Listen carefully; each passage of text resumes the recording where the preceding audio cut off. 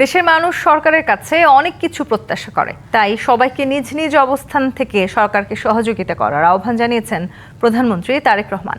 তিনি বলেন, শান্তিপূর্ণ দেশ করতে সবাইকে নিয়ম শৃঙ্খলা মেনে চলতে হবে। সবার সাথে সৌহার্দ্যপূর্ণ সম্পর্ক বজায় রাখারও পরামর্শ দেন তিনি। প্রধানমন্ত্রীর কার্যালয়ে সকল বিভাগের কর্মকর্তা কর্মচারীদের সাথে বৈঠকে প্রধানমন্ত্রী এসব কথা বলেন। শনিবার সরকারি ছুটির দিনেও তেজগাঁও নিজ কার্যালয়ে কর্মকর্তা কর্মচারীদের সাথে মত বিনিময় করেন প্রধানমন্ত্রী তারেক রহমান। প্রধানমন্ত্রী হিসাবে তারেক রহমানের দায়িত্ব নেওয়ার পর গেল শনিবারও অফিস করেন, আর এবার প্রথমবারের মতো কর্মকর্তা কর্মচারীদের সাথে বৈঠক করলেন।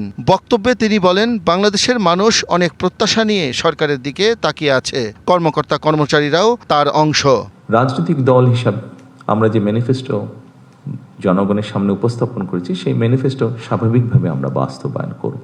কাজটি অনেক কঠিন, কিন্তু আমি মনে করি আপনারা সহ প্রজাতন্ত্রের সমগ্র বাংলাদেশের প্রজাতন্ত্রের যত কর্মকর্তা কর্মচারী আছেন, আমরা যদি সকলে মিলে একসাথে কাজ করি, নিশ্চয়ই আমরা সেরকম একটি পরিস্থিতি গড়ে তুলতে সক্ষম হব।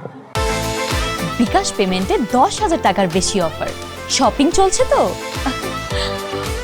স্বাস্থ্য ও শিক্ষা খাত, নারী শিক্ষা, কর্মসংস্থান, ক্রিয়াসহ ইশতেহারে উল্লেখিত সকল এজেন্ডা বাস্তবায়নে কর্মকর্তা কর্মচারীদের সহযোগিতা চান তিনি। এই দেশের কোথায় কি আছে, মানুষ কিভাবে থাকছে, মানুষ কতটুকু ভালো আছে, কতটুকু খারাপ আছে, তাদের শিক্ষা ব্যবস্থা কি, তাদের স্বাস্থ্য ব্যবস্থা কি, তাদের জীবনযাত্রা কেমন, এই সব কিছুই কিন্তু কম বেশি এখানে উপস্থিত প্রত্যেকটি মানুষেরই ধারণা আছে। আমরা যদি আমাদের উপর অর্পিত দায়িত্ব সঠিকভাবে আমরা পালন করতে পারি, এই দেশ এবং এই দেশের যারা নাগরিক, তাদের আমরা ভাগ্যের পরিবর্তন করতে সক্ষম। আমরা প্রধানমন্ত্রী বলেন, দেশের মানুষের নিরাপত্তা নিশ্চিত করতে হবে, সেই লক্ষ্যে সবাইকে কাজ করতে হবে। আমরা যদি দেশকে গড়ে তুলতে চাই, জনগণকে গড়ে তুলতে, সামনের দিকে এগিয়ে নিতে চাই ডিসিপ্লিনভাবে, তাহলে অবশ্যই আমাদের যেই যে ডিপার্টমেন্ট আছে, সেটি সামরিক হোক, সেটি বেসামরিক হোক, প্রত্যেকটি ডিপার্টমেন্টের ডিসিপ্লিনের কিছু রুলস এবং রেগুলেশন আছে।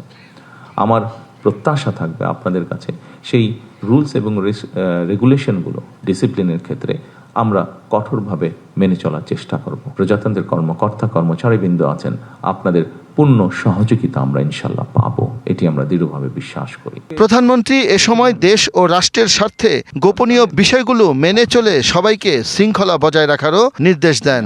সরকার ভালো চলবে তখনই যখন আপনারা সরকারকে সহযোগিতা করবেন। শাহ ইমন, ডিবিসি নিউজ, ঢাকা।